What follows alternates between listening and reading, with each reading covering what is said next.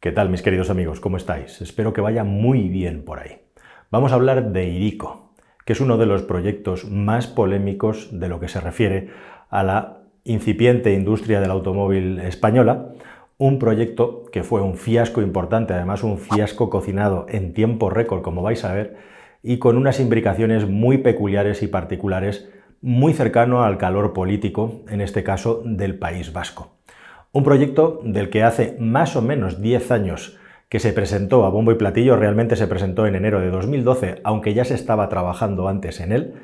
y que curiosamente ahora vuelve. Si os quedáis al final del vídeo os voy a decir por qué quizá esto no sea un punto y aparte, sino que sea un punto y seguido. Pero antes vamos a ver en qué consiste exactamente el proyecto Hiriko y por qué es un desastre. Vamos a hablar próximamente de ciertos proyectos de la industria del automóvil, entre los que también hay que hablar de Nikola, por ejemplo. Pero casualmente en España hubo dos proyectos que corrieron además en paralelo durante el tiempo, que fue cuando Euskadi quiso jugar en la primera división de la industria de la automoción y no solamente como un polo de fabricación de piezas, componentes y moldes para la misma industria, ¿no?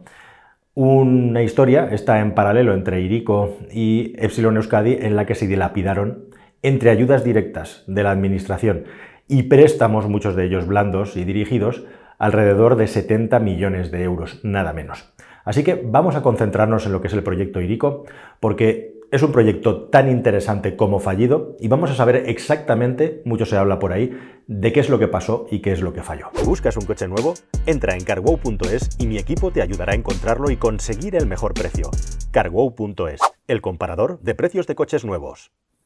Bueno, pues para hablar del proyecto Hiriko, casualmente y curiosamente hay que ir al otro lado del charco, y no a cualquier sitio. Hay que ir nada menos que al MIT, al Instituto Tecnológico de Massachusetts, que está unánimemente considerado como el centro de desarrollo de ingeniería más importante del mundo en lo que se refiere a la parcela de formación e investigación, a la parcela puramente universitaria. Bueno, pues ahí, justamente ahí, se desarrolla un proyecto de un automóvil que además fue ampliamente premiado en los Estados Unidos, que tenía ciertas características que lo hacían absolutamente disruptor y diferencial. A lo mejor visto con los días de hoy no es tanto, pero estamos hablando en este punto del año 2007-2008, cuando el proyecto está cuajado y es una realidad como proyecto que, como digo, es multipremiado. Se trata de fabricar un coche de una manera modular. En este canal hemos estado hablando, ahí os lo dejo por ahí arriba, links sobre cuál es la revolución más importante que está por venir en la industria del automóvil, aparte de todo lo que hablamos de sistemas de propulsión alternativos e igualmente también de conectividad y conducción autónoma. Pues el tercer gran hito de los automóviles sería fabricarlos de una manera distinta y mucho más sencilla, aprovechando estos nuevos sistemas de propulsión. Bueno, pues este vehículo, el luego denominado Hiriko, que por cierto en vasco quiere decir urbano, existía en la mente de unos investigadores del MIT que parieron un coche con 2,63 metros de longitud, algo así como lo que sería un Smart, pero con la peculiar característica de que era un vehículo que se podía plegar. Algo muy curioso y llamativo, que es que el coche, como un pequeño transformer, se podía hacer más y menos largo. De hecho, la característica principal del coche es que podía pasar de 2,63 metros a 2 metros exactos, con lo cual era extremadamente compacto. Dos plazas de vehículo y un maletero, en el caso del Hiriko, cuando se tradujo a la versión euskaldun del producto, de 300 litros, que para el tamaño del vehículo está muy bien, eso sí, en formato extendido. Bueno, como digo, se podía replegar hasta 2 metros de longitud, pero no solamente se quedaban ahí las innovaciones. Era un producto, como digo, que tenía varias innovaciones en lo que se refiere a la conectividad. Para aquel entonces ya se hablaba de un coche que se podía organizar de una manera autónoma y mover como un conmutador dentro de la ciudad, dentro de espacios urbanos de cero emisiones. Recordad que estamos hablando de antes de 2010, de todo esto, son temas que están ahora totalmente en vigor. Era un vehículo eléctrico, se hablaba de aproximadamente 120 kilómetros de autonomía en ese momento, con una velocidad máxima de 40 a 80 kilómetros hora. Desde luego, un vehículo pensado para ocupar el mínimo espacio en ciudad, ser muy eficiente. Y otra característica muy interesante es que tenía varios motores, o motores a lo que ellos llamaban roborruedas, unas ruedas que integraban el motor y que igualmente tenían la capacidad de hacer girar el vehículo sobre sí mismo como si fuera un vehículo de obra pública. Como podéis ver, las ruedas tenían la capacidad de girar hasta 90 grados y de esa manera el vehículo pues tenía un radio de giro prácticamente nulo en lo que se refiere a su propio eje, giraba sobre su propio eje, lo cual es muy interesante para moverse pues en cascos urbanos, dentro de ciudades, etc. Y como digo, además un vehículo conectado, con lo cual todos los ingredientes de lo que tiene que tener un automóvil del futuro que se está desarrollando a día de hoy ya estaban en este proyecto del MIT, con además ese añadido tan espectacular e incluso podríamos decir de cara a la galería de que el coche se estiraba y se encogía, se plegaba, lo cual por cierto implica bueno, pues muchas complejidades desde el punto de vista de la normativa de homologar un producto que cambia de longitud, ¿no? Ahí está uno de los secretos de por qué no triunfó el Lyrico. Bueno, la cuestión es que no solamente esto era revolucionario, sino que también el Lyrico tenía la característica de que se fabricaba de una manera modular. ¿Qué quiere decir esto? Que el concepto de fabricación que desarrollaron los investigadores del MIT y que luego los socios de Lyrico quisieron poner en práctica, eran ni más ni menos que las piezas se fabricaban de un modo centralizado en una unidad de producción, en este caso estaría en el País Vasco, y toda la industria del automóvil del País Vasco suministraría las distintas piezas del vehículo y luego mediante franquicias en distintos puntos del mundo se ensamblaría el coche. Estamos hablando de que es un coche que se vendía, que tenía aproximadamente 7.000 piezas, cuando en la industria del automóvil lo normal es que un automóvil, según decían los promotores, pues tuviera aproximadamente el triple de piezas. Estamos hablando de un vehículo extremadamente simplificado. Así que con todos estos mimbres y todos los ingredientes, a un grupo de empresarios del País Vasco les dio por algún motivo que desconozco, pensar que sería buena idea llevar este proyecto a la realidad. Es cierto que el proyecto del MIT buscaba un comprador, lógicamente, lo que se refiere a la transferencia de conocimiento de la ciencia básica y la investigación en la universidad a la empresa, esa transferencia es lo que marca la diferencia, entre otras muchas cosas, de Estados Unidos respecto al resto del mundo. Y allá estaban buscando un buen postor que comprara el proyecto, igualmente las patentes y las innovaciones que resultaban de este trabajo de investigación que es este vehículo. Un vehículo para más INRI que había sido, según dicen, esbozado, dibujado por nada menos que Frank Gehry. Para que el que no lo sepa, es el arquitecto que desarrolló la idea del Museo Guggenheim que revolucionó la ciudad de Bilbao en el País Vasco. Bien, pues con todos estos mimbres y todos estos ingredientes, un grupo de empresarios, y esto es un poco interesante porque se habla, según donde consultes la fuente, 6 empresarios o 4 empresarios, realmente el núcleo, el cogollo del proyecto en los inicios son 3 empresarios vascos, cuyas procedencias son de lo más dispersas, de lo más particulares. No voy a decir los nombres, pero básicamente se trataba de un empresario dedicado al mundo de la minería y de los recursos minerales, de las explotaciones mineras, había hecho fortuna en ese mundillo, un segundo empresario que se dedicaba al mundo de la joyería y un tercer empresario que se dedicaba a la promoción inmobiliaria. Cero experiencia en la industria del automóvil, más allá de que el empresario dedicado a la minería era un gran aficionado a los rallies y con su bolsillo abultado era, y supongo que se dedicaba a correr carreras regionales y, bueno, pues tenía sus propios vehículos de rallies. Y la segunda cuestión aquí es que estos 3 empresarios, según he podido estar investigando, antes de la construcción del Lyrico se les habían ocurrido otras cosas, como por ejemplo construir un circuito en los alrededores de la ciudad de Vitoria, proyecto que nunca pudo salir adelante por cuestiones, pues eso, económico-políticas, podríamos decir. Antes de eso habían creado también un circuito bastante curioso de cross para circular con vehículos de cross en una de esas explotaciones mineras que controlaba uno de los socios, y de ahí saltaron a intentar comprar este proyecto del MIT. Y una de las cosas más relevantes e importantes, estamos hablando, como digo, 2009, 2010, 2011, es que todas estas innovaciones que tiene el Lyrico piensan que se pueden llevar a la realidad, y para ello la clave es conseguir el dinero para llevar el proyecto a la realidad. ¿Cómo lo hacen? Hacen una ronda de inversión, buscan socios, hacen un desarrollo de ingeniería para buscar inversores. Pues no. Son personas que es evidente que están íntimamente relacionadas con el poder, en este caso con el poder de la Comunidad Autónoma Vasca, PNV, que es quien mandaba en esos tiempos, y consiguen una subvención millonaria del Estado. Pero lo más curioso es que aunque Euskadi sea independiente en el aspecto de la gestión de la economía y la importancia que tienen las diputaciones, etcétera, etcétera, de los casi 20 millones de euros de inversión que tuvo el proyecto para su desarrollo como proyecto, sobre esto hemos hablado inmensamente en este canal, que es que fabricar un coche no es tener una idea y ya empezar a fabricar el coche. Ahí tenéis un montón de madera si queréis seguir el hilo. Se trata, primero de todo, de desarrollar un proyecto, de ponerlo a prueba, de validarlo, de validar el proceso de construcción, y una vez que has hecho todo eso, que se tarda años y millones de euros, estás en disposición, si el mercado así lo quiere, de comenzar un proceso de fabricación que sería la fase 2. Así que estos 20 millones se dedican a la fase 1, que es desarrollar el prototipo, y para ello convencen a un montón de instituciones y personas relevantes pues del gobierno vasco, que luego se verían salpicados, aunque al final todo el mundo ha caído de pie en esta historia, como os voy a contar, y nada menos que consiguieron replegar 14,7 millones del Ministerio de Industria directamente, del Gobierno de España, y por otro lado casi 3 millones de euros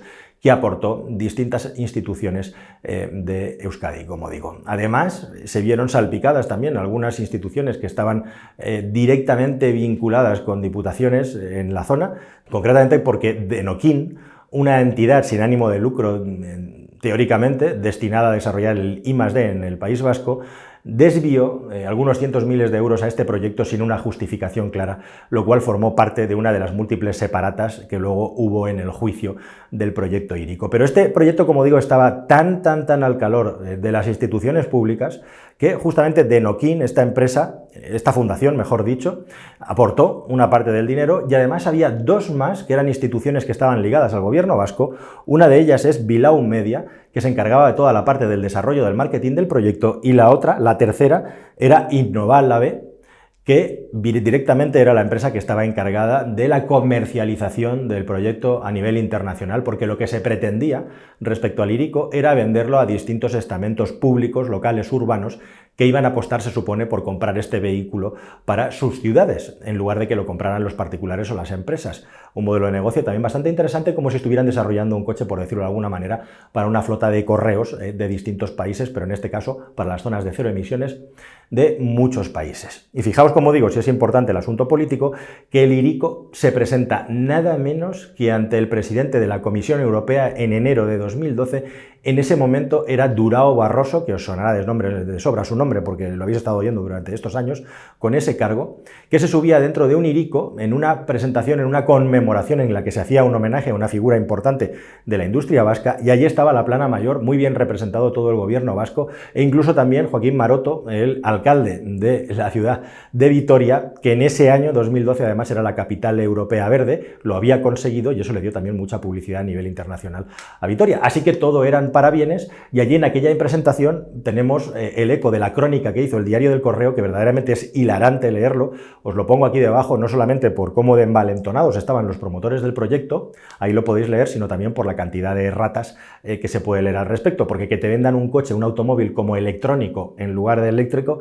da bastante risa, y hay otra serie de fallos que son verdaderamente inenarrables, como digo, ¿no? Como que un coche sea drive by hire. En fin, la cuestión es que allí se dice que ya tienen 20 ciudades que están acordadas, lo típico, ya tenemos pedidos, tenemos nada menos que cerrados 20 ciudades, tenemos un acuerdo en Suecia, tenemos un acuerdo en sitios tan exóticos como Brasil, por ejemplo, algo impresionante, tenemos acuerdos con Barcelona, tenemos acuerdos con Berlín, tenemos acuerdo con San Francisco y, como digo, hasta con Florianápolis de Brasil. Y hasta tal punto estaba caliente la cosa que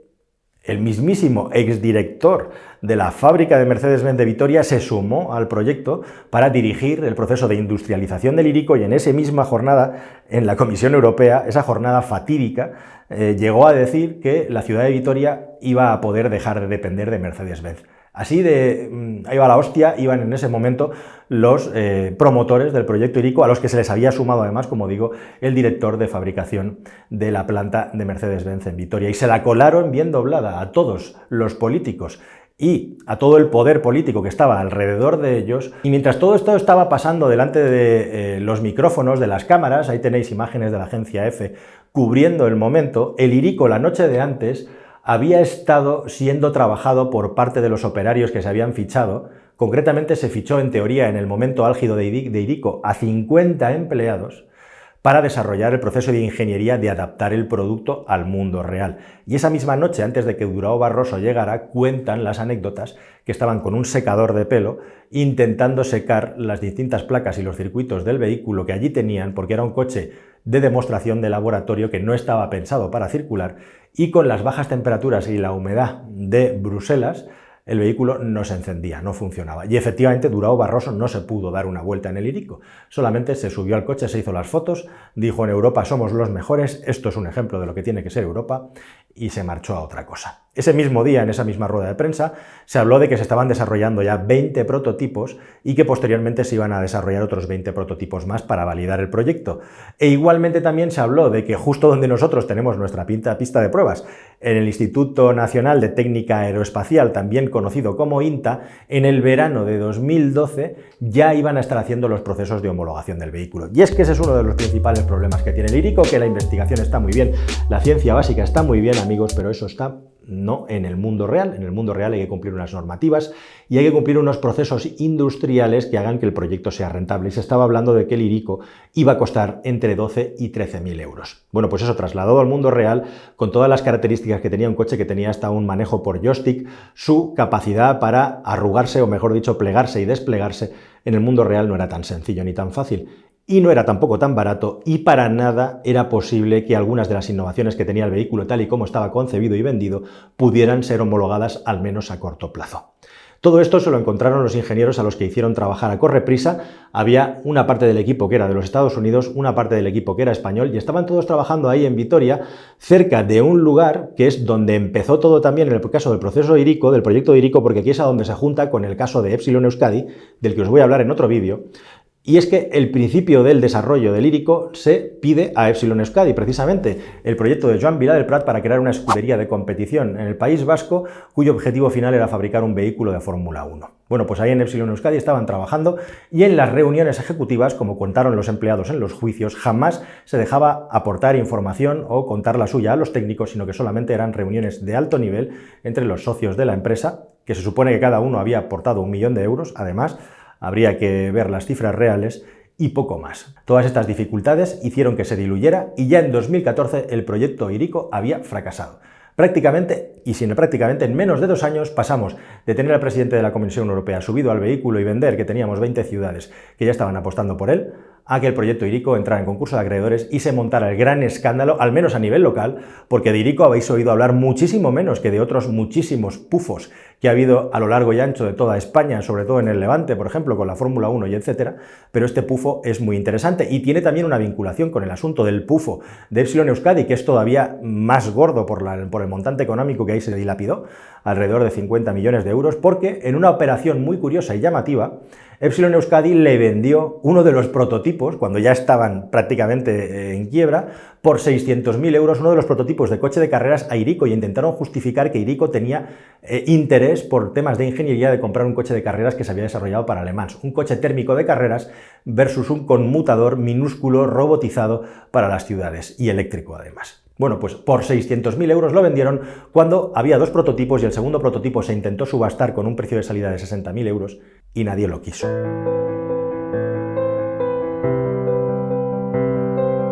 Así que esto también formó parte del juicio, las partes se defendieron y estos tejemanejes y estas trampas que hacían entre una empresa y otra, pues básicamente era para seguir intentando subsistir, entre comillas, y retener el máximo de dinero. Bueno, al final, todo esto lógicamente acabó en juicios. La administración concursal vio que había habido mala fe, o detectó, o al menos consideró que había habido mala fe en la gestión de la empresa, y que esto había sido un esquema clarísimo en el que los promotores de la empresa lo que habían hecho era conseguir un montón de dinero público, con lo cual, si conseguían que el proyecto saliera adelante, su nivel de financiación del proyecto prácticamente era nulo para sus estándares económicos, iban a recibir un montón de beneficios a cambio, y en caso de que el proyecto no saliera adelante, no iban a tener que poner un duro. Esto tuvo todo un proceso mercantil y posteriormente un proceso penal también, que terminó en el año 2019 y que tenéis que saber que absolvió de los cargos penales, a pesar de que el informe del fiscal era absolutamente demoledor, para los promotores del proyecto, que eso sí, pues tuvieron que devolver, como suele ser en estos casos, el dinero, embargos, etcétera, lo que quedara por ahí, y a partir de aquí ya entramos con los enredos de cuánto dinero se devolvió, cuánto dinero realmente se esquilmó, etcétera, cuánto se salvaron y un larguísimo etcétera que ya no merece la pena seguir contando, pero la cuestión es que está clarísimo que este proyecto se creó específicamente para sacarle dinero a la administración en un momento además muy delicado, estamos hablando de 2012-2013, que no tenían ningún interés en crear un proceso de industrialización, y lo que hicieron fue básicamente hacer un proceso de transformación cutre y malo de lo que era un proyecto de investigación universitario, trasladarlo al mundo de la preproducción industrial, prepararlo para producirlo, pero más allá de eso no hubo ni una ampliación de capital, ni una búsqueda de inversores, ni nada a nivel público y a nivel masivo. Mientras tanto, estos organismos públicos de Euskadi iban vendiendo que el proyecto estaba ya prácticamente sold out en todo el mundo. Y así es como termina esta historia, y esta es la lección de nuevo, que prácticamente es otro nuevo caso en el que se utiliza el dinero público exclusivamente con una proposición o una forma de trabajar absolutamente espuria, que no tiene como finalidad directamente sacar el proyecto adelante, salvo que tengamos esa campanada de suerte que nos toque la varita mágica del azar, sino que básicamente se trataba de sacarle pasta a la administración aprovechando los contactos tan buenísimos que tenían y como digo, acabaron salpicando fuertemente a instituciones del País Vasco. Y no solamente eso, también, por supuesto, como digo, con el proyecto de Epsilon Euskadi, que le ha estado costando al Ayuntamiento de Millano 1 millón de euros al año hasta hace 4 días, y que después de salir a subasta 100.000 veces con el túnel del viento que hay ahí dentro, que era uno de los 2 únicos túneles del viento de ese nivel y tamaño que había en Europa, que en su momento tenía muchísimo valor tecnológico, bueno, pues después de haber dilapidado ahí 12,5 de millones de euros, más todavía, ese túnel del viento está obsoleto, y lo último que se sabe de hace días es que esa gran nave que es la de Epsilon Euskadi en Miñano se va a convertir en un centro de empresas que se va a trocear para poderlo alquilar o vender por parcelitas en su interior, y veremos qué pasa con ese túnel del viento, que sigue estando ahí, que prácticamente ni se utilizó, salvo para algún anuncio y para que Alberto Contador echara unas carreritas, aparte de los 2 coches que desarrolló Epsilon Euskadi y que se han muerto de risa, como el aeropuerto de Ciudad Real y como tantas otras construcciones que ha habido en nuestro país en los últimos años. Y de todos esos prototipos que se vendía que se iban a fabricar del Hiriko, ¿qué pasó? Bueno, pues prácticamente se fabricó solamente uno completo y hay 2 a medio hacer. Eso es lo que queda de Hiriko, un prototipo y 2 que están a medio hacer. ¿Y qué ha pasado con todos esos assets, que dirían los anglosajones, con todos esos bienes, con toda esa tecnología y toda esa información, que hoy en día podrían ser la base mínima para un proyecto interesante de desarrollo de automoción? Bueno, pues los restos de todas las subastas y de todas las confiscaciones que hizo la administración de los propietarios del coche. Hubo una empresa que se quedó con el Hiriko y con la tecnología, que la tiene guardadita, y a mí me han llegado sonidos de sirena, de que están intentando relanzar el proyecto. Unos empresarios que no tienen nada que ver con los que estuvieron en su día relacionados con el proyecto del Hiriko. Veremos si es así. Ese lugar, que no se puede decir todavía dónde está, está muy cerquita del País Vasco, no muy lejos de donde todo esto empezó, y veremos si al final esta historia tiene un final de ave fénix, no diría final feliz, pero sí de ave fénix, porque alguien considera que a día de hoy tiene interés comercial e industrial volver a relanzar este proyecto, que, como os digo, en su día fue rompedor hasta tal punto que muchas de las ideas que suenan muy bonitas en el mundo de la ciencia ficción, pues en el mundo real no es tan sencillo llevarlas a cabo, pero como concepto para aplicar a la realidad se pueden tomar muchas ideas y desarrollos que se hicieron en el MIT que podrían ser valederos y viables para un proyecto futuro.